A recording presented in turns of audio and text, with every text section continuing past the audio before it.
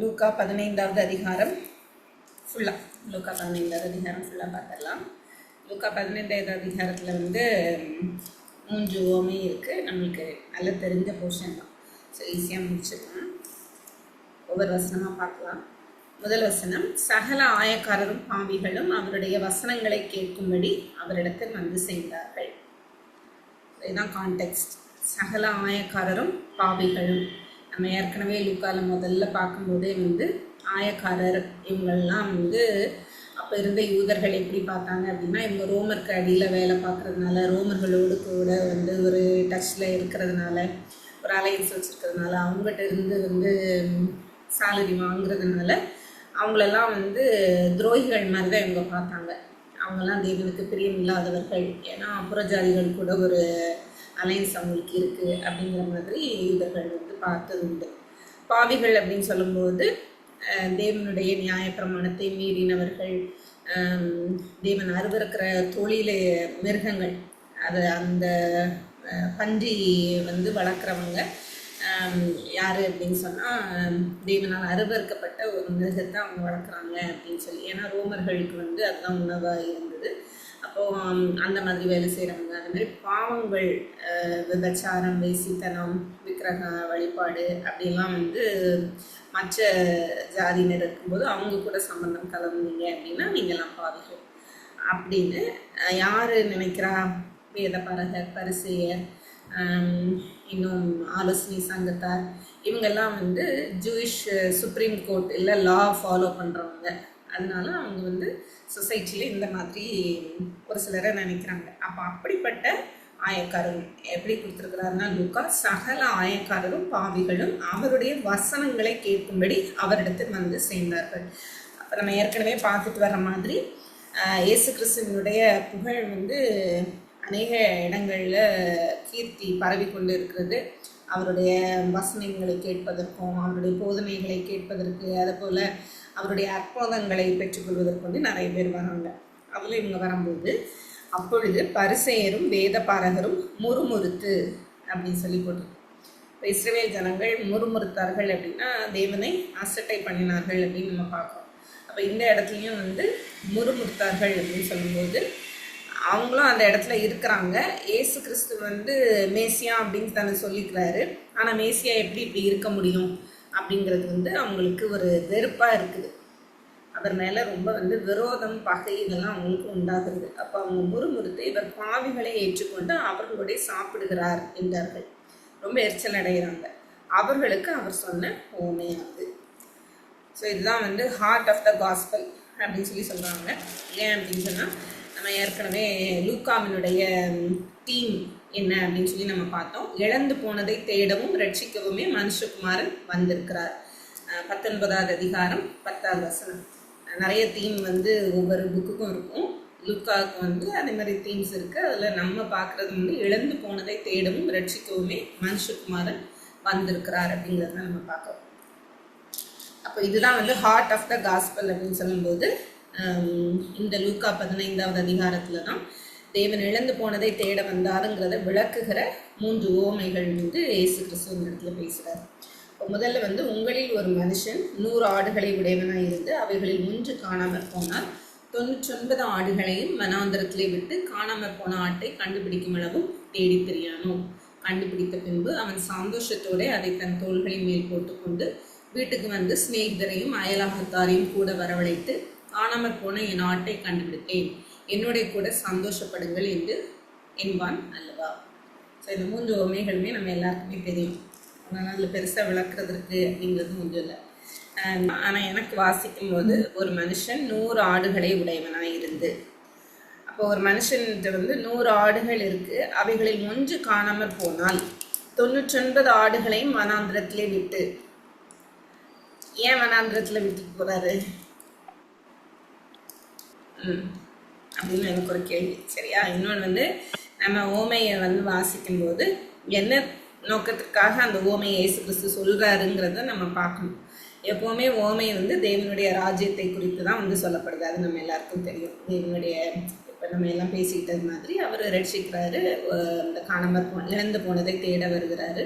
அப்போ அவங்க மீட்கப்படும் போது பரலோகத்திலே சந்தோஷம் உண்டாயிருக்கும் அப்படின்னு சொல்லி. ஸோ இதுதான் வந்து காஸ்பலே, நற்செய்தியே அதுதான். அப்போ ஓமைன்னு சொல்லிட்டு தேவனுடைய ராஜ்யத்தை குறித்து அவர் நிறைய ஓமைகள் சொல்லிட்டே வர்றாரு. அது லூக்கான் வந்து நிறைய ஓமைகள் இருக்குது. இந்த ஒரு அதிகாரத்தில் 3 ஓமைகள் இருக்குது. ஏன் இந்த 3 ஓமைகள் சொல்லணும், ஏன் திரும்ப திரும்ப தேவனுடைய ராஜ்யம் என்னங்கிறது வந்து எல்லாருக்குமே அவர் முதலே சொல்கிறாரு. ஆனால் என்ன நான் சொல்ல வர்றது புரியுதா, ஒவ்வொரு வார்த்தையுமே வந்து ஒரு விசேஷம் உண்டு அப்படின்னு சொல்லும்போது எதுக்காக இதை எத்தனை தடவை சொல்லணும் ஒன்று, அதில் எதற்காக இந்த ஓமையை அவர் வந்து பயன்படுத்தணுங்கிறது என்னோடதாக இருந்தது, என்னோட கேள்வியாக இருந்தது. அதே போல் கான்டெக்ஸ்டில் நம்ம என்ன வராங்க, பாவிகளும் ஆயக்காரரும் இவர் இடத்துல வராங்கன்னு சொன்ன உடனே அவர் இந்த ஓமையை வந்து ஆரம்பிக்கிறார். அப்போது அவைகளில் ஒன்று காணாமல் போனால் அப்படின்னு சொல்லும்போது 99 ஆடுகள் 1 அப்படிங்கிற ஒரு கணக்கில் வருது. 99 ஆடுகளையும் மனாந்திரத்தில் விட்டு அப்படின்னு சொல்லி அவர் சொல்லுவார். அப்போது அதை வந்து அவங்களுடைய ட்ரெடிஷன் படி வந்து அவங்களுக்கும் உள்ள மேய்ப்பர்கள் வந்து இருப்பாங்க. தேடி போகிறவர் வந்து பிரதானமான ஒரு மேய்ப்பர் அப்படிங்கிற மாதிரி நான் வந்து வாசித்தேன். அப்போ வனாந்திரத்திலே விட்டு காணாமற் போன ஆட்டை கண்டுபிடிக்கும் அளவும் தேடி தெரியாதோம் அப்படின்னு சொல்லி நம்ம பார்க்குறோம். அப்போ என்னுடைய கேள்வி என்னென்னா, ஏற்கனவே இந்த ஆடுகள் அப்படிங்கிறது யாரை குறித்து அவர் பேசுகிறாரு, பாவிகள் ஆயக்காரர் வந்திருக்காங்க. முறுமுறுக்கிறது யார், பரிசேயர். அப்போ இந்த 99 ஆடுகளும் பரிசேயரை குறிக்குது. ஆமாவா? கான்டெக்ஸ்டில் என்ன இருக்குது அப்படின்னா, பரிசேயர் பாவிகள் 2 குரூப் இருக்காங்க. இங்கே ஒரு குரூப் வந்து 99 ஆடு, ஒரு ஆடு காணாமல் போயிருக்கு. சரியா? அப்போ இந்த 99 ஆடும் வந்து பரிசேய கூட்டம், ஒரு ஆடு வந்து காணாமல் போன ஆடு, பாவி. அப்படிதானே கீழே அவர் வந்து சொல்கிறாரு, ஒரு மனம் திரும்புகிற ஒரு பாவியின் நிமித்தம் அப்படின்னு சொல்லும்போது, இப்போ அவங்க கூட பாவிகள் ஆயக்காரர் கூட ஏசு கிறிஸ்து வந்து இருக்கிறத பார்த்து யார் கோவப்படுறா அப்படின்னா பரிசேயர்கள், வேதபாரர்கள் கோவப்படுறாங்க. அப்போ இந்த 99 ஆடு, 100 ஆடு யார்கிட்ட இருந்தது, ஒரு மனுஷன் 100 ஆடுகளை உடையவனாக இருந்து, அப்போ அவன்கிட்ட 100 ஆடு வந்து இருந்துச்சு. இப்போ 99 ஆடையும் வனாந்திரத்தில் விட்டு அப்படின்னு சொல்லும்போது, அந்த வனாந்திரத்தில் என்ன வேணாலும் நடக்கலாம் அந்த ஆடுகளுக்கு. சரியா? ஆனால் அந்த ஆடுகளுக்கும் தலைவர்கள் இல்லை மேய்ப்பர்கள்னு யாரோ இருக்கிறாங்க. அவங்ககிட்ட விட்டுட்டு இவர் வந்து அந்த ஒரு ஆடை தேடி போகிறாரு அப்படிங்கிறத ஞாபகம் வச்சுக்கோங்க. எல்லாத்தையும் சேர்த்து நம்ம கடைசியில் பார்ப்போம். அப்போ கண்டுபிடித்த பின்பு அவன் சந்தோஷத்தோடு அதை தன் தோள்களின் மேல் போட்டுக்கொண்டு, ஆடு காணாமல் போகும்போது வந்து அது பயந்து எங்கேயோ ஒன்று போயிட்டோம் அப்படிங்கிற ஒரு இது பண்ணும்போது அது திரும்ப தேடி அலைந்துட்டு இருக்கிறது. ஒரு பயம் வந்து அதை ஆட்கொள்ளும்போது அது ஒரு இடத்துல இருந்துட்டு நவுளாதான் அப்படியே நின்றோம்.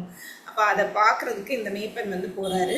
அதை அவன் சந்தோஷத்தோட தன் தோள்களிலுமே போட்டுக்கொண்டு வீட்டுக்கு வந்து சிநேகிதரையும் அயலகத்தாரையும் கூட வரவழைத்து, காணாமற் போன என் ஆட்டை கண்டுபிடித்தேன், என்னோட கூட சந்தோஷப்படுங்கள் அப்படின்னு சொல்லி.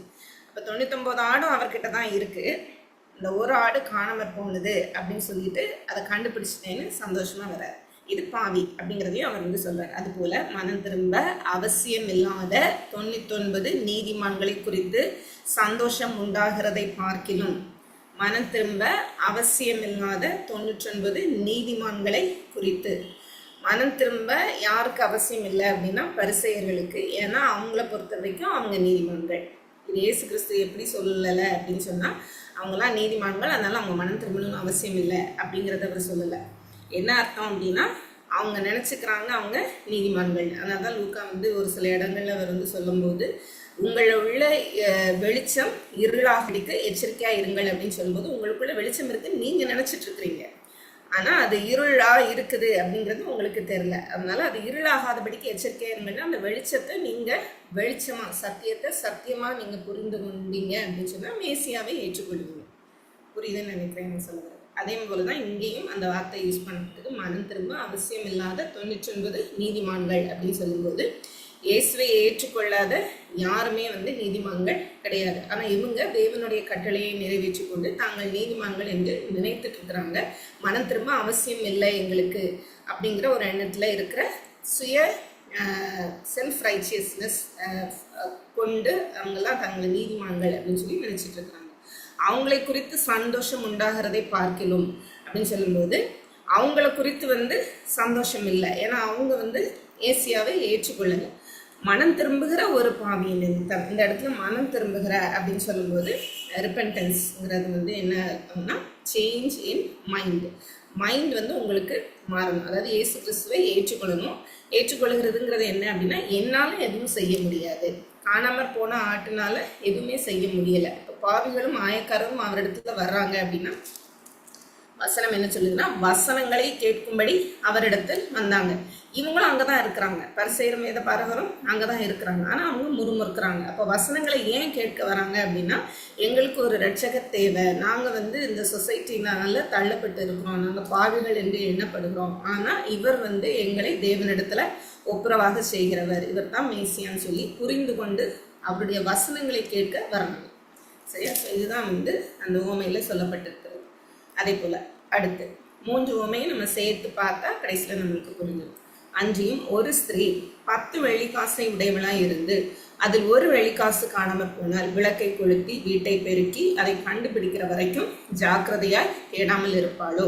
கண்டுபிடித்த பின்பு தன் சிநேகிதர்களையும் அயல் வீட்டுக்காரிகளையும் கூட வர வைத்து, காணாமற் போன வெள்ளிக்காசை கண்டுபிடித்தேன், என்னோட கூட சந்தோஷப்படுங்கள் என்பாள் அல்லவா? ஸோ ஃபர்ஸ்ட் ஒரு உவமை சொன்னார். அதில் நம்ம எங்கே பார்க்கணும்னா, வெளியே தேடி போகிறாரு. வெளியே தேடி போயிட்டு கண்டுபிடிச்சிட்டு கூப்பிட்டுட்டு வர்றாரு அப்படின்னு பார்க்கணும். இது உள்ளுக்குள்ள வீட்டுக்குள்ளேயே, அதாவது இவங்க கூடயே இருக்கிற ஒரு குரூப், இஸ்ரவேலுக்குள்ளேயே தான் அவங்க இருக்கிறாங்க. அதுலேயும் வந்து 2 பிரிவு இருக்குது அப்படிங்கிறத பார்க்கணும். இங்கே 10 வெள்ளிக்காசு உடையவளாக இருந்து அப்படின்னு சொல்லும்போது ஒரு சில விளக்கங்கள் எப்படி இருக்குது அப்படின்னா, இவர் வந்து இந்த ஸ்திரீ வந்து டௌரியா அவங்களுக்கு கொடுக்கப்பட்ட அந்த வெள்ளிக்காசு அதில் ஒன்று காணாமல் போகுது அப்படின்னு சொன்னால் சொசைட்டியில் அவங்களுக்கு வந்து தவறான ஒரு இது வரும், இழப்பு வந்து ஃபினான்ஷியலாக அவங்களுக்கு ஒரு இழப்பு வந்து உண்டு. ஸோ இதெல்லாம் பார்க்கும்போது அவங்க என்ன பண்ணுறாங்க அப்படின்னா, விளக்கை கொளுத்தி வீட்டை பெருக்கி அதை கண்டுபிடிக்கும் வரைக்கும், நம்மள மாதிரி இப்போ டைல்ஸ் மார்பிள் அப்படிலாம் கிடையாது, கற்கள்னால மண்ணால் வந்து செய்யப்பட்ட கட்டப்பட்ட வீடுகள் தான் அவங்களுடைய வீடுகள். அப்போ அதில் வந்து எவ்வளோ தூரம் அவங்க சர்ச் பண்ண வேண்டியிருக்கும். ஒவ்வொரு காயினுக்கும் வந்து ஒவ்வொரு வேல்யூ இருக்குது.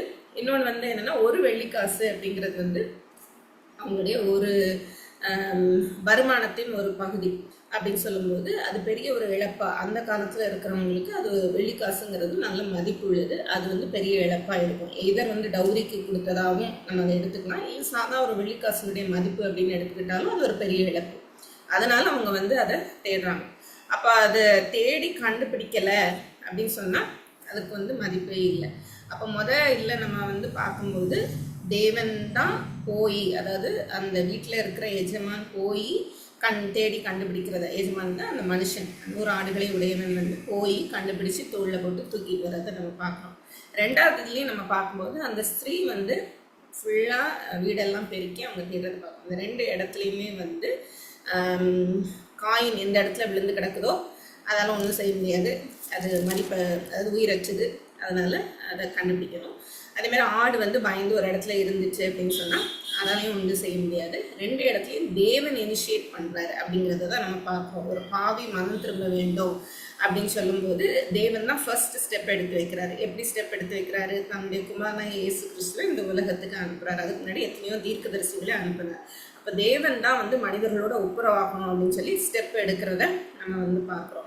அப்போ தேடி தேடி அலைகிறாரு தேவன். எப்படி ஒரு மனுஷ ஆத்துமாக்களை வந்து தன்னுடனே கூட வைத்திருக்க வேண்டும், மனுஷங்க கூட ஒரு ஐக்கியத்தில் அவர் இருக்க வேண்டுங்கிறது தான் ஆதியில ஆதாம் ஏவாளை அவர் சிருஷ்டித்ததின் நோக்கம். ஸோ அதையே தான் அவர் இன்னைக்கு வரைக்கும் பண்ணுறாரு அப்படிங்கிறத நம்ம பார்க்கலாம். கண்டுபிடித்த பின்பு தன் சிநேகிதிகளையும் அயல் வீட்டுக்காரரையும் கூட விளைத்து என்னோட கூட சந்தோஷப்படுங்கள் அப்படின்னு சொல்லுவாங்க அல்லவா? அதுபோல மனம் திரும்புகிற ஒரே பாவி நிமித்தம் தேவனுடைய தூதருக்கு முன்பாக சந்தோஷம் உண்டாயிருக்கிறது. ஸோ 7வது வசனத்தில் நம்ம பார்த்தோம், பரலோகத்தில் மிகுந்த சந்தோஷம் உண்டாயிருக்கும். எங்கே சந்தோஷம் உண்டாயிருக்கும்? இந்த உலகத்தில் ஒருத்தர் ரட்சிக்கப்படும் போது பரலோகத்தில் சந்தோஷம் உண்டாயிருக்கும்.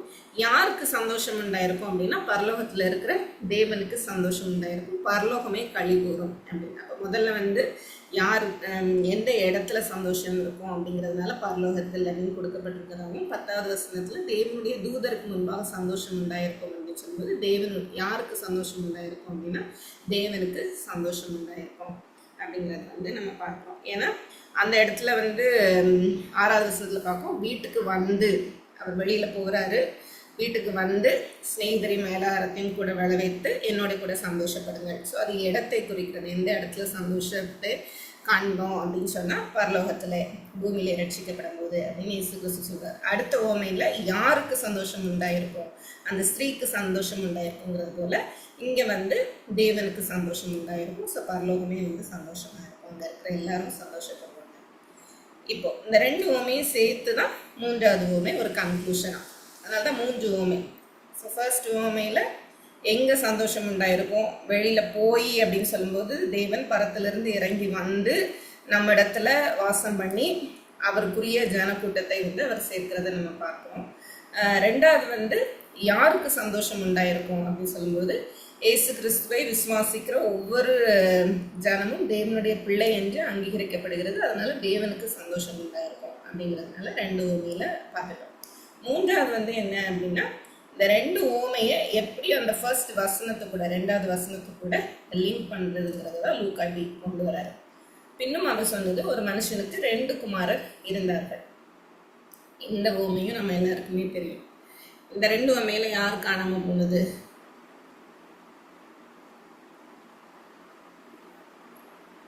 சாரி, இந்த தேர்ட் ஓமையில யார் காணாம போனது? மனுஷன் காணாம போவான். பையன் 2 பசங்களுமே காணாம தான் போனாங்க. சரியா? 2மே காணாம போயிடுவாங்களா? ஆமா. அதை வந்து எப்படின்னு பார்ப்போம். எப்படின்னு பார்க்கலாம். அதாவது 2மே காணாம போயிடுவாங்க அப்படின்னா நம்மளுக்கு கதையை பார்க்கும்போது ஒருத்தர் போறதை நம்ம பார்க்குறோம். தேவனுடைய பார்வையில 2மே காணாம போனவர்கள். இப்போ ஏற்கனவே நம்ம ஃபர்ஸ்ட் ஓமையில பார்க்கும்போது 99 பேரும் காணாமற் போனவர்கள் தான். சரியா? ஆனால் அவங்க திரும்ப வரல. தேவன் வந்து தன்னை வெளிப்படுத்தும் போது தன்னுடைய குமாரனை வந்து கொடுக்கும்போது அவங்க ஏற்றுக்கொள்ளலை. 99 பேரும் பரிசேயர்கள், அதாவது 99 ஆடு. ஒரு ஆடு காணாமற் போனது திரும்ப வந்தது அப்படின்னு சொல்லும்போது அது வந்து என்னால் ஒன்றும் முடியாதுன்னு சொல்லி உட்கார்ந்துருக்குது. தேவன் வருகிறார். சரியா? அதுதான் நம்ம ஃபர்ஸ்ட் இதில் பார்த்தோம். அதே போல் அடுத்தது வந்து அடுத்ததுலையும் 10 வெள்ளி காசுல 1 காசு வந்து தொலைந்து போச்சு. மீதி 10ம் தேவனோட தான் இருக்குது, அந்த ஸ்ரீயோட தான் இருக்குது. ஸோ அவங்க என்ன நினச்சிக்கிறாங்க அப்படின்னு சொன்னால் நாங்கள் பரிசுத்தவான்கள்னு நினச்சிக்கிறாங்க. ஸோ காணாமற் போனதை நான் வந்து என்னோட இழந்து போனதை தேட வந்தேன் அப்படின்னு சொல்லும்போது எல்லாருமே இழந்து முழு மனுக்குலமும் 100 ஆடாக இருந்தாலும் சரி, 10 வெள்ளிக்காசாக இருந்தாலும் சரி, 2 குமாரராக இருந்தாலும் சரி, எல்லாரும் இழந்து போனவர்கள் தான், எல்லாரும் கெட்டு போனவர்கள் தான். சரியா? ஆனால் அதில் அந்த பாவிகள் வசனத்தை கேட்க வருகிறாங்க. நாங்கள் உடைந்து போயிட்டோம், எங்களால் எந்த ஒரு ரூலையும் ஃபாலோ பண்ணி தேவனிடத்துல வர முடியாது அப்படிங்கிற மனிதர்கள் தான். அவங்க வந்து யாரை சூஸ் பண்ணுறாங்கன்னா தேவனை சூஸ் பண்ணுறாங்க. அப்போ தேவன் வந்து அவங்களோடு வாசம் பண்ணுகிறார். இதுதான் வந்து நம்ம கரெக்டான ஒரு அண்டர்ஸ்டாண்டிங், காஸ்பலோட நற்செய்தியினுடைய அண்டர்ஸ்டாண்டிங். ஸோ அதனால சொல்கிறேன், இங்கே இருக்கிற 2 சகோதரருமே காணாமல் போனவர்கள் அப்படிங்கிறத விட விழுந்து போனவர்கள் தான். அதை தான் எப்படின்னு நம்ம வந்து பார்த்தோம். ஒரு மனுஷனுக்கு 2 குமாரர் இருந்தார்கள். அவர்களில் இளையவன் தகப்பனை நோக்கி, தகப்பனை, ஆஸ்தியில் எனக்கு வரும் பங்கை எனக்கு தர வேண்டும் என்றான். அந்தபடி அவன் அவர்களுக்கு தன் ஆஸ்தியை பங்கிட்டு கொடுத்தான். ஒரே வசனத்துல ரொம்ப சிம்பிளா வந்து சொல்லியிருக்கிறாங்க. ஆஸ்தியை பங்கிட்டுட்டாங்க அப்படின்னா பிதா மரித்ததுக்கு அப்புறம் தான், அதாவது தகப்பன் மரித்ததுக்கு அப்புறம் தான் அவங்களுக்கு வந்து சொத்து வந்து பங்கிட்டு கொடுக்க முடியும். ஆனா இந்த இடத்துல அந்த குமாரன் இளையவன் வந்து என்ன பண்றான் அப்படின்னு சொன்னா, ஆஸ்தியில் எனக்கு வரும் பங்கை எனக்கு தர வேண்டும் என்றான். இப்போ அவ்வளோ வந்து ரிபலியஸா கேட்கும்போது தகப்பன் வந்து கொடுத்துட்றாரு. தகப்பனுக்கு வந்து இதனால அந்த வில்லேஜ்லயோ இருக்கிற இடத்துலையோ அவருக்கு அது ஒரு பெரிய அவமானம் தான். ஆனால் அவர் வந்து அதை கொடுக்கறத நம்ம வந்து பார்க்கலாம். சில நாளைக்கு பின்பு இளைய மகன் எல்லாவற்றையும் சேர்த்து கொண்டு தூர தேசத்துக்கு புறப்பட்டு போய் அங்கே துன்மார்க்கமாய் ஜீவனம் பண்ணி தன் ஆஸ்தியை அழித்து போட்டான். தூர தேசம் அப்படின்னு சொல்லும்போது தகப்பனுக்கும் அவனுக்கும் வந்து எந்த ஒரு கான்டாக்டும் இல்லாதபடிக்கு வெளியே போயிடுறத நம்ம பார்க்கிறோம். அவன் நல்லா வந்து என்ஜாய் பண்ணுறத பார்க்குறோம். இதுதான் வந்து எப்படி ஆதாம் ஏவாள் வந்து தேவனிடத்துல இருந்தாங்க, எல்லாம் அவங்களுக்கு கொடுக்கப்பட்டது. தேவன் இருக்கும் போதே வந்து அவங்க விழுந்து போகிறத, அவரோட கூட ஒரு ரிலேஷன்ஷிப்பில் இருக்கும் போதே கீழ்ப்படியினால விழுந்து போகிறது தான் இந்த இடத்துலையும் நம்ம வந்து பார்க்குறோம். இந்த இளையகுமாரன் வந்து துணிகரமாய் ரொம்ப தான் பண்ணுறது கரெக்ட் அப்படிங்கிறத நினச்சிட்டு அந்த செய்துறத நம்ம வந்து பார்க்கணும். தூர தேசங்கிறப்போ அந்த ரிலேஷன்ஷிப் இல்லாமல் கட்டாகி அவன் வந்து வெளியே போயிடறான். துன்மார்க்கமாய் ஜீவனம் பண்ணி தன் ஆஸ்தியை அழித்து போட்டான். ஸோ இஷ்டம் போல இருந்து அழித்து போட்டாச்சு. எல்லாவற்றையும் அவன் செலவழித்த பின்பு அந்த தேசத்திலே கொடிய பஞ்சம் உண்டாயிற்று. இந்த முழு உலகமுமே வந்து துன்மார்க்கத்தினால நிறைந்து இருக்கிறது. இப்போ அவனுக்கு வந்து ஏதாவது அவனுக்கு கிடைக்கணும் அப்படின்னு நினைக்கும் போது ஒன்றும் கிடைக்கல. அவன் எதிர்பார்த்தது எதுவுமே அவனுக்கு வந்து கிடைக்கல. அப்பொழுது அவன் குறைவுபட தொடங்கி அவனுக்கு வந்து இப்போ ஃபீல் ஆக ஆரம்பிக்குது, தனக்கு வந்து குறைவு வருகிறது அப்படிங்கிறத அவன் உணர ஆரம்பிக்கிறான். பட் ஸ்டில் அந்த தேசத்து குடிகளின் ஒருவனிடத்தில் போய் ஒட்டி கொண்டான். திரும்ப தகப்பனிடத்தில் முதல்ல வரல. பஞ்சம் உண்டாயிடுச்சு, குறைவுபட தொடங்கிச்சு, சரி அப்போ போவோம் அப்படின்னு இல்லை. ஏன்னா இன்னும் அவனுக்குன்னு உரிய காரியங்கள் இருக்குது. என்ன இருக்குது, ஒருத்தன்ட்ட போய் கேட்டு அவனிடத்துல தாங்கி கொள்கிறதற்கு அவனுக்கு வந்து ஏதோ கொஞ்சம் கையில் இருக்குது. முழுசுமா வந்து அழிந்து போகலை. இப்போ ஒருவனிடத்தில் போய் ஒட்டி கொண்டான். அந்த குடியானவன் அவனை தன் வயல்களில் பஞ்சுகளை மேய்க்கும்படி அனுப்பினான். இப்போ இயேசு கிறிஸ்து இந்த ஓமையை சொல்லும்போது பஞ்சுகளுங்கிறப்போ அருவருப்பான மிருகம், தேவனுக்கு அருவருப்பான ஒரு மிருகம் லாப்படி. ஸோ அதை வந்து அவர் கொண்டு வரார். அப்பொழுது பஞ்சுகள் தின்கிற தவிட்டினாலே தன் வயிற்றை நிரப்ப ஆசையாக இருந்தால் ஒருவனும் அதை அவனுக்கு கொடுக்கவில்லை. ஸோ ஒருவனும் கொடுக்கவில்லை அப்படின்னா காசு இல்லாமல் எதுவுமே கிடையாது. இப்போ ஒன்றுமே இல்லை. எப்போவுமே இயேசு கிறிஸ்துக்கிட்ட போய் நம்ம எப்போ நிற்க முடியும் அப்படின்னா, என்னால் ஒன்றும் முடியாது, எனக்கு ஒன்றுமே இல்லை, இனிமேல் என்னால் வந்து நிற்க முடியாதுங்கிற ஒரு ப்ரோக்கன் ஸ்டேட்டுக்கு வரும்போது தான், ஐசோலேட்டட் ஸ்டேட்டுக்கு வரும்போது தான் நம்ம அவர் இடத்துல போகிறோம். அதுதான் இந்த இடத்துல வந்து அது காண்பிக்குது. அவனுக்கு புத்தி தெளிந்த போது அப்படின்னா அவங்களுடைய இதில் என்ன அர்த்தம் அப்படின்னு சொன்னால், என்னைக்கு வந்து தகப்பன இடத்துல இருந்து ஆசையை கேட்டு எடுத்துட்டு ஒருத்தன் வந்து போகிறான் அப்படின்னு சொன்னால் அவன் லூஸாக தான் இருக்கணும். அவன் வந்து ஒரு முட்டாள். இப்படி யாரும் வந்து செய்ய மாட்டாங்க. ஒரு தகப்பனை எதிர்த்து அந்த யூதர்களின் பாரம்பரியத்தில் அவர் உயிரோடு இருக்கும்போது அதை வந்து செய்ய மாட்டாங்க. அப்போ அப்படி செய்துட்டு அவன் புத்தி தெளிகிறான் அப்படின்னு சொல்லும்போது அவன் தன்னோட நிலையிலே அவன் இல்லை, அவன் முட்டாள்தனமாக ஒரு காரியத்தை செய்துதான். இப்போ அவனோட மைண்ட் வந்து ஒரு கிளாரிட்டி வந்து ஒன்று கிடைக்குது. இப்போ அந்த ஒரு கிளாரிட்டி வரும்போது தான், அதாவது என்னால் செய்ய முடியாதுங்கிற ஒரு கிளாரிட்டி வரும்போது தான் தகப்பனை நினைத்து பார்க்கறது வந்து நம்ம பார்ப்போம். அப்போ இந்த உலகத்தில் எனக்கு எல்லாமே இருக்குது, ஏதோ ஒன்று இருக்குது, செல்ஃப் சஃபிஷியண்ட்டாக நான் இருக்கிறேன் அப்படின்னா கடவுளை நம்ம தேட மாட்டோம். என்னைக்கு வந்து எனக்கு ஒன்றுமே முடியலை அப்படிங்கிறப்போ நம்ம வந்து கடவுளை தேடுறோம். இது வந்து ஒரு ஸ்பிரிச்சுவல் இதில் இயேசு கிறிஸ்து பார்க்க முடியாது இந்த இதை நரேட் பண்ணுறார். அப்போ புத்தி தெளிந்த போது அவன், என் தகப்பனுடைய கூலிக்காரர் எத்தனையோ பேருக்கு பூர்த்தியான சாப்பாடு இருக்கிறது, நானும் பசினால் சாகிறேன். இந்த இடத்துல அவன் வந்து தன்னுடைய மூத்த சகோதரன்னு சொல்லலை. அவன் நினச்சிருக்கலாம் எங்கள் அண்ணெல்லாம் அங்கே நல்லா இருப்பாங்க, ஆனால் நான் வந்து இங்கே கஷ்டப்பட்டு இருக்கிறேன் அப்படின்னு சொல்லலை. அங்கே என்ன சொல்லப்பட்டிருக்குன்னா, என் தகப்பனுடைய கூலிக்காரர் எத்தனையோ பேருக்கு பூர்த்தியான சாப்பாடு இருக்கிறது.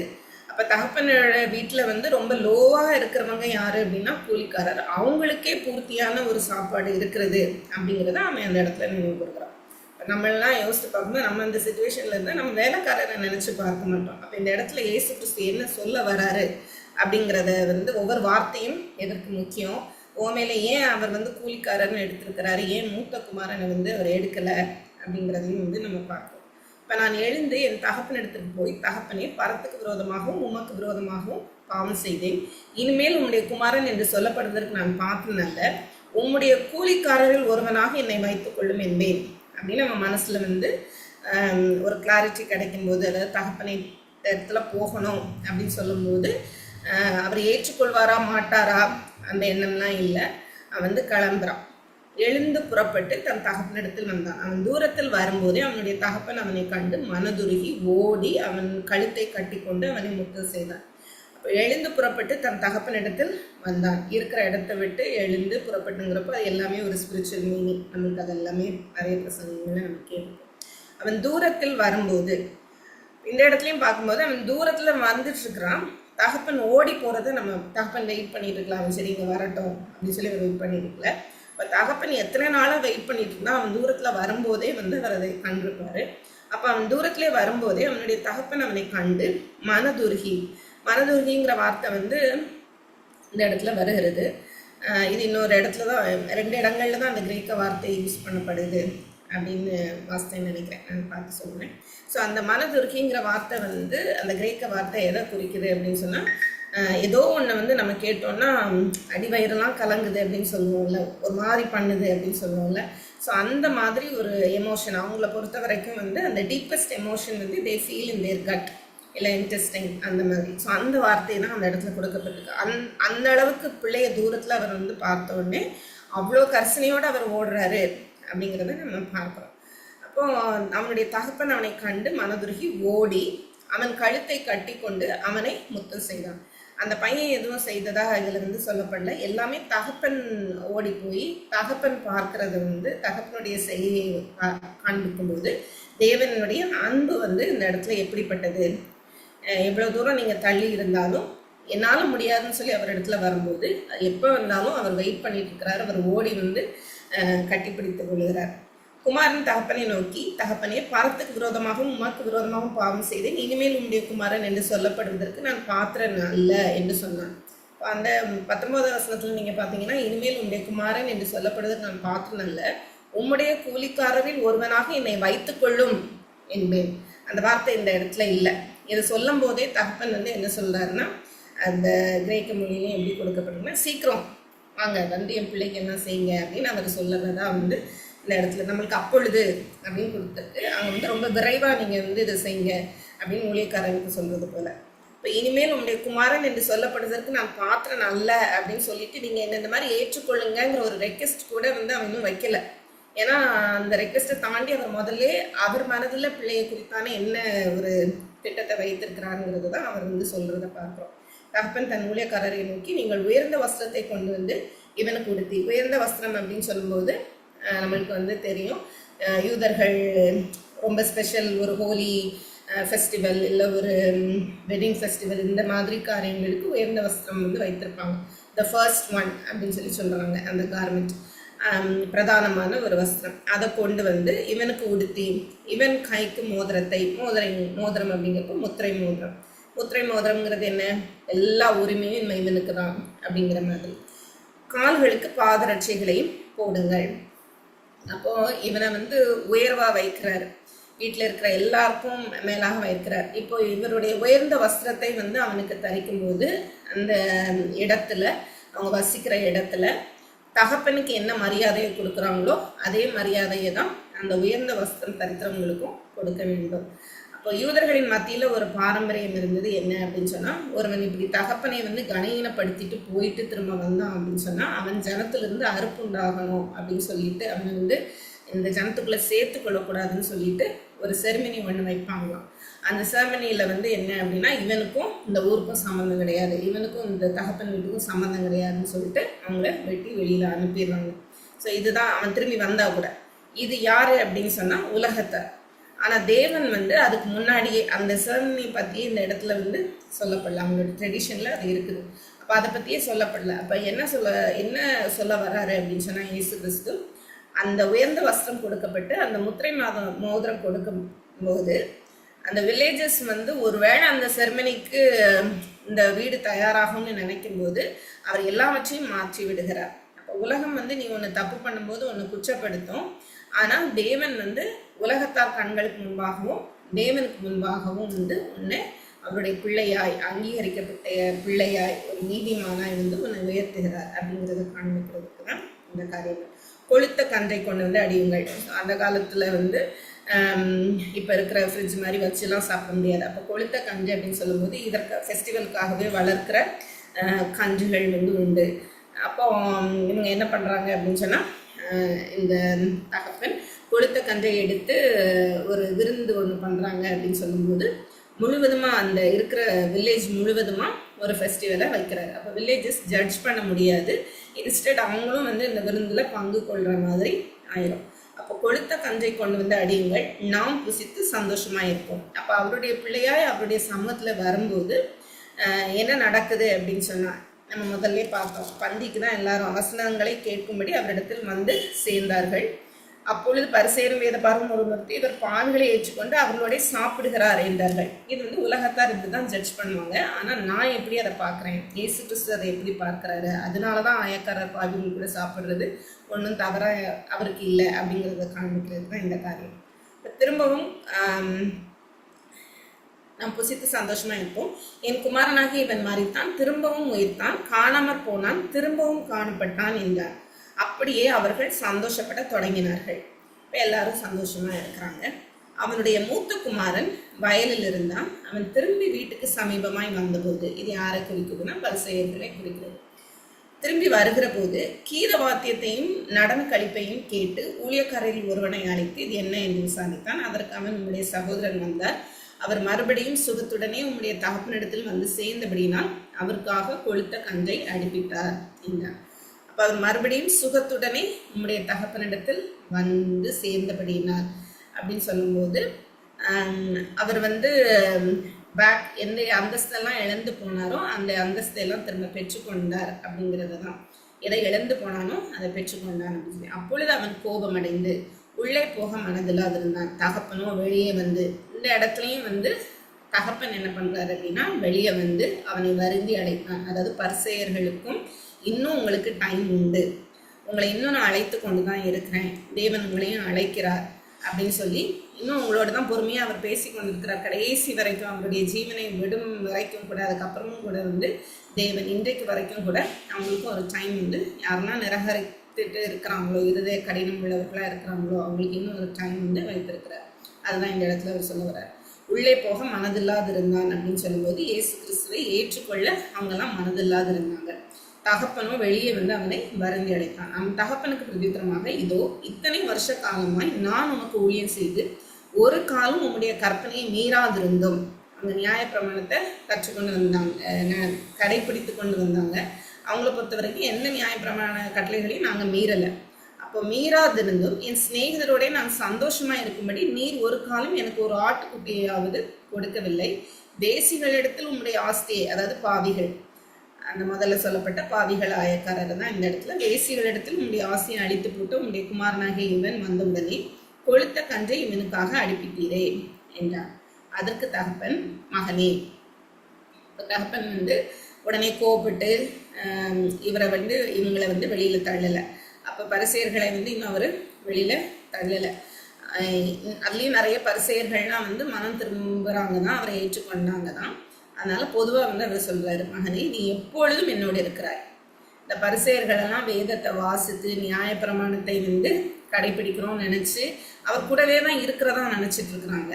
எனக்குள்ளதெல்லாம் உன்னுடையதான் இருக்கிறது, எனக்குள்ளதெல்லாம் உங்களுக்கு அப்படிங்கிறது உங்களுக்கு தெரியும். உன் சகோதரனாகி இவனோ மரித்தான், திரும்பவும் உயிர்த்தான். இவங்கெல்லாம் நியாயப்பிரமாண கட்டளைகளை வந்து கீழ்ப்படியலை, உங்களால் இவங்க வந்து ஜட்ஜ் பண்ணப்பட்டு வெளியே அனுப்பியிருக்காங்க. ஆனால் தகப்பனை தேடி என்ன தேடி வந்ததுனால, என் மேலே வந்து முழு நம்பிக்கையை வைத்து வந்ததுனால காணாமற் போனான், திரும்பவும் காணப்பட்டான். ஆனபடினால் நாம் சந்தோஷப்பட்டு மகிழ்ச்சியாக இருக்க வேண்டுமே என்று சொன்னார். இதுலேயும் வந்து இயேசு கிறிஸ்து எப்படி முடிக்கிறாரு அப்படின்னு சொன்னால், அந்த மூத்த குமாரன் திரும்ப வந்தானா வரலையா அப்படிங்கிறது கொடுக்கல. இயேசு கிறிஸ்து வந்து அதை அப்படியே விட்டுட்டார்.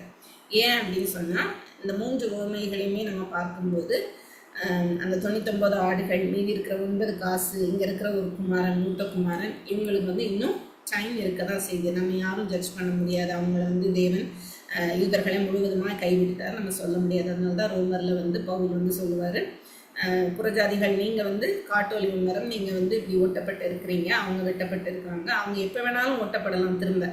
அதனால நீங்கள் வந்து அவங்க மத்தியில் வந்து இயேசு கிறிஸ்துவின் காலத்துக்கு அப்புறம் என்ன இருந்ததுன்னா, யூதர்கள் இயேசு கிறிஸ்துவை நிராகரிச்சிட்டாங்க. அதனால யூதர்கள் வந்து தேவனால் அங்கீகரிக்கப்பட்டு சபைக்குள்ளே இருந்தாலும் அவங்கள கொஞ்சம் இந்த புறஜாதிகள் வேற மாதிரி ட்ரீட் பண்ணாங்க. அப்போதான் பவுல் வந்து சொல்றாரு, இல்லை உங்களை வந்து அழைத்த தேவன் அவங்களையும் திரும்ப உள்ள வந்து அழைத்து வருவார், இஸ்ரவேலர்களும் உள்ள வருவாங்க உள்ள அப்படின்னு சொல்லிட்டு ஆச்சு. அப்போ அவங்களுக்கு ஒரு டைம் பீரியட் இருக்க தான் செய்யுது. புறஜாதிகளினுடைய எண்ணிக்கை நிறைவேறின பின்பு அவர்களும் வந்து உள்ள வருவாங்க, தேவனை ஏற்றுக்கொள்வாங்க அப்படிங்கிறத தான் பார்க்குறோம். அப்போ இந்த இடத்துல அவர் வந்து ஓப்பனாக அந்த ஓமையை முடிக்கிறத நம்ம பார்க்குறோம். ஸோ கடைசியில் எப்படி இந்த கடைசி ஓமை எதை காண்பிக்குது அப்படின்னு சொன்னால், அந்த முதல் வசனத்தில் இருக்கிற பாவிகள் ஆயக்காரன் வந்து இளைய குமாரன், மூத்த குமாரன் யாருன்னா பரிசேயர் வேதபாரர்கள். பரிசேயர் வேதபாரர்கள் எப்பொழுதும் தேவனுடைய சமூகத்தில் இருக்கிறாங்க, எப்பொழுதுமே அங்கே தான் இருக்கிறாங்க. ஆனால் இளைய குமாரன் திரும்பி வரும்போது எப்படி மூத்த குமாரன் வந்து கோவப்படுறானோ, அதே போல் இவங்களும் பாவிகள் ஆயக்காரர் இயேசு கிறிஸ்துவின் இடத்துல வரும்போது இவங்க முறுமுறுக்கிறாங்க. இவங்க மூத்த குமாரனா நிற்கிறாங்க, நின்றுட்டு எப்படி நீங்கள் வந்து அவங்க கூட சாப்பிடலாம் அப்படின்னு சொல்லுவோம். அதை தான் இங்கே மூத்த குமாரன் சொல்கிறான், எப்படி நான் அவங்க கூட தான் இருந்தேன், உங்கள் கற்பனையெல்லாம் நான் வந்து ஃபாலோ பண்ணேன், ஆனால் எனக்கு நீங்கள் ஒன்றும் செய்யலை அப்படின்னு சொல்லி.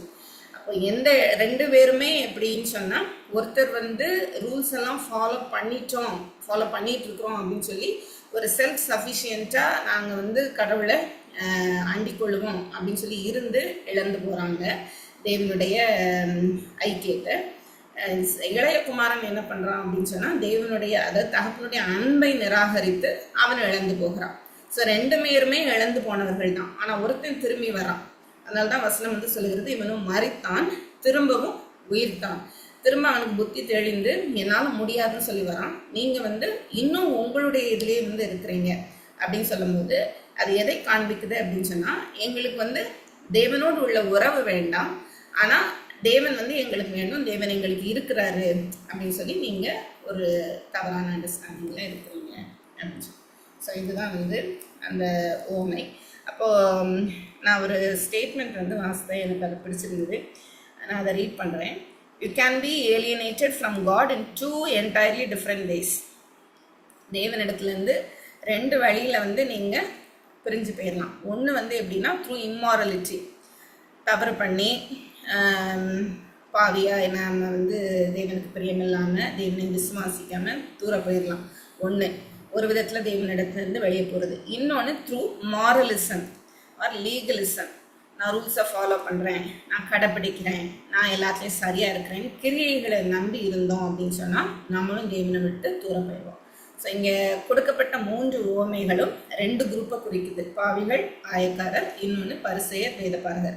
2 பேருமே தேவனை விட்டு தள்ளி இருக்கிறவங்க தான் அப்படின்னு சொல்லும்போது முழு மனுக்குலமுமே தேவனை விட்டு தள்ளி இருக்கிறவங்க தான். ஆனால் இந்த பாவிகள், ஆயக்காரர் வசனங்களை கேட்கும்படி அவரிடத்தில் வந்தார்கள் அப்படின்னு சொல்லும்போது மனம் திரும்பி அவங்க வர்றாங்க, அதனால பரலோகத்தில் சந்தோஷம் உண்டாயிருக்கும் அப்படின்னு சொல்லி நம்ம பார்ப்போம். இன்னொரு குரூப் வரல, ஏன்னா நாங்கள் பண்ணுறது கரெக்ட் அப்படின்னு சொல்லி இருதய கடினத்தோடு இருக்கிறாங்க. அப்போ இதுதான் வந்து ஹார்ட் ஆஃப் தி காஸ்பல் அப்படின்னு சொல்லும்போது, நற்செய்தி அதுதாங்கிறதே நிறைய பேருக்கு புரியாததுனால தான் இன்னும் பிளைண்டாக நம்ம விசுவாசிக்கிறோம் அப்படின்னு நம்ம நினச்சிட்டு இருக்கிறோம். தேவன் வந்து கடைசி நாட்களில் உங்களை அறியேன்னு சொல்லும்போது நம்மளே வந்து யோசிப்போம். நான் உங்கள்கிட்ட சொன்னேன்னு சரி தெரியல, இங்கே ஒரு யூத் மீட்டிங் திருச்சியில் நடந்தது. அப்போது நான் வந்து இது சொல்லும்போது உங்களை அறியேன் அப்படின்னு சொல்லிட்டா நீங்கள் என்ன பண்ணுவீங்க அப்படின்னு சொல்லி நான் கேட்டேன். அப்போ ஒரு பையன், அவனுக்கு வந்து ஒரு 17 வயசு இருக்கும். நான் கேட்பேன், அது எப்படி அவர் அறியேன்னு சொல்ல முடியும் அப்படின்னு சொன்னான். அப்போ எனக்கு ஆச்சரியமாக இருந்தது. அதாவது நம்மளுக்கு அவ்வளோதான் புரிதல் தேவனை குறித்து, கேட்க முடியாது அப்படிங்கிறது. தகப்பன் அவர்கிட்ட என்ன வேணாலும் பேசலாம் அப்படிங்கிறதுனால அது எப்படி அவர் அப்படி சொல்லலாம், எல்லாம் பண்ணியிருக்கிறோம்ல, அப்போ நான் கேட்பேன் அப்படின்னு சொல்லி சொன்னான். அவ்வளோதான் வந்து நிறைய பேருக்கு புரிஞ்சிருக்குது. அவ்வளோதான் நம்ம வந்து தேவன் அப்பா அப்பான்னு சொன்ன உடனே அவர் எவ்வளோ பெரியவர், எவ்வளோ வல்லமை உள்ளவருங்கிறத மறந்து நம்ம செய்கிறது கரெக்ட் தானே, அவர் ஏற்றுக்கொள்வார் அப்படின்னு சொல்லி நம்ம நினைக்கிறோம். ஆனால் காஸ்பலை நம்ம வாசிக்கும் போது பார்க்கலாம், தேவன் எவ்வளோ நுணுக்கமான சின்ன சின்ன காரியங்களையும் வந்து அவர் கவனிக்கிறாரு, எவ்வளோ தூரம் முழுவதுமாய் அவருடைய சமூகத்துக்கு நம்ம வரணும் அப்படிங்கிறத அவர் விரும்புகிறாரு அப்படிங்கிறத பார்க்கலாம். அதே போல் இந்த இளைய மகன் என்ன பண்ணான் அப்படின்னு சொன்னால், ரூல் எல்லாம் பிரேக் பண்ணி அவன் வந்து வெளியே போயிட்டான். மூத்த குமாரன் என்ன பண்ணார்னா ரூல் எல்லாம் ஃபாலோ பண்ணி அவரை விட்டு தகப்பனை விட்டு வெளியே நிற்கிறத நம்ம பார்க்கலாம். So sin of flesh and sin of the spirit அப்படின்னு சொல்லி, ஸோ ஸ்பிரிட்டில் வந்து பாவம் இருக்கிறது, மாம்சத்துலேயும் பாவம் இருக்குது. நம்ம வந்து நம்மளுக்கு எப்படி தெரியும், மாம்சமும் ஆவியும் போராடுகிறது அப்படிங்கிறது நம்மளுக்கு வந்து தெரியும். அப்போ சின் ஆஃப் த ஸ்பிரிட் அப்படின்னு சொல்லும்போது, ஆவிக்குரிய வாழ்க்கையில் நான் சரியாக இருக்கிறேன்னு சொல்லிட்டு தேவனோட ஐக்கியமே இல்லாமல் வெறும் வசனத்தை எத்தனை படித்தாலும் சரி, எவ்வளோ ஜெபிச்சாலும் சரி, அவருடைய கட்டளைகளுக்கு நம்ம கீழ்ப்படியலை அப்படின்னு சொல்லலை, அந்த அன்பு இல்லை அப்படின்னு சொன்னான். இப்போ இவன் திரும்பி வரும்போது அந்த மூத்த குமாரனுக்கு அன்பு இருந்ததுன்னா, ஏன்னா நியாயப்பிரமாணம் தேவனுடைய கட்டளைகளும் அன்பை தான் காமிக்குது. அப்போ அன்பு இருந்ததுன்னா உள்ளே வரப்போ ஏற்றுக்கொண்டு இருப்பான். இந்த மாதிரி ஒரு கோபம் பொறாமை வந்திருக்காது. தகப்பனை போல அன்பு இருந்திருந்ததுன்னா, ஏன்னா இயேசு கிறிஸ்துவின் அன்பு போல தான் அவரை விசுவாசிக்கிறவங்களுக்கும் அன்பு இருக்கணும். அப்போ தகப்பன் எப்படி ஓடி போனாரோ அதே போல் அந்த மூத்த குமாரனும் ஓடி போய் இளைய தம்பியை கட்டிப்பிடிச்சு உள்ளே அணைச்சிருக்கணும். பாவிகளும் ஆயக்காரரும் அந்த இயேசு கிறிஸ்துகிட்ட வரும்போது பரிசேயரும் வேதபாரகரும் சந்தோஷப்பட்டிருக்கணும். தேவனுடைய அன்பு இருந்ததுன்னா, உண்மையிலே வந்து தேவனுடைய நியாயப்பிரமாணத்தை கை கொண்டு இருந்தாங்கன்னா. ஆனால் அவங்க அதை செய்யலை. அதுதான் வந்து இந்த இடத்துல அழகாக 3 உவமையை வரிசையாக சொல்லி, அதாவது இயேசு கிறிஸ்து 3 உவமைகளை சொல்லி லுக்கா அதை அழகாக வந்து எழுதியிருக்கிறத நம்ம வந்து பார்க்கலாம். ஸோ இந்த 15வது அதிகாரம் வந்து ஆயக்காரரும் பாவிகளும் தேவனிடத்தில் வருகிறதுக்கு தேவன் எவ்வளவு வாஞ்சியாக இருக்கிறாரு அப்படிங்கிறத நம்ம பார்க்கலாம். நம்ம எந்த இடத்துல இருக்கோம்